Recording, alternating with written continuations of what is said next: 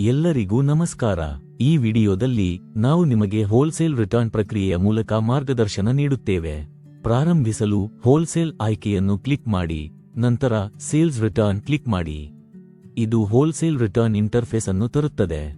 ಇಲ್ಲಿ ಉತ್ಪನ್ನ ವಿವರಗಳನ್ನು ನಮೂದಿಸಿ, ಉತ್ಪನ್ನವನ್ನು ಆಯ್ಕೆ ಮಾಡಿ, ಪ್ರಮಾಣವನ್ನು ನಮೂದಿಸಿ ಮತ್ತು ಬ್ಯಾಚ್ ಅನ್ನು ಆಯ್ಕೆ ಮಾಡಿ.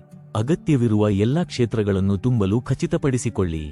ಬಿಲ್ ಸಂಖ್ಯೆಯನ್ನು ನಮೂದಿಸಿ ಮತ್ತು ರಿಟೈಲರ್ ಹೆಸರು ಆಯ್ಕೆ ಮಾಡಿ. ನೀವು ನಂತರ ಬಿಲ್ ದಿನಾಂಕವನ್ನು ಆಯ್ಕೆ ಮಾಡಬಹುದು ಮತ್ತು ಪಾವತಿ ಬಾಕಿ ಇರುವ ದಿನಾಂಕವನ್ನು ಹೊಂದಿಸಬಹುದು.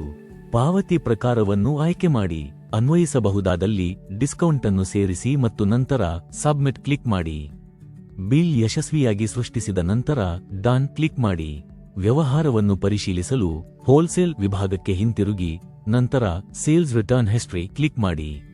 ಇಲ್ಲಿ ನೀವು ಬಿಲ್ ಯಶಸ್ವಿಯಾಗಿ ಸೃಷ್ಟಿಸಲಾಗಿದೆ ಎಂದು ನೋಡಬಹುದು. ಯಾವುದೇ ಕಾರಣಕ್ಕಾಗಿ ನೀವು ಈ ಬಿಲ್ ಅನ್ನು ಅಳಿಸಲು ಅಗತ್ಯವಿದ್ದರೆ ಡಿಲೀಟ್ ಆಯ್ಕೆಯನ್ನು ಕ್ಲಿಕ್ ಮಾಡಿ.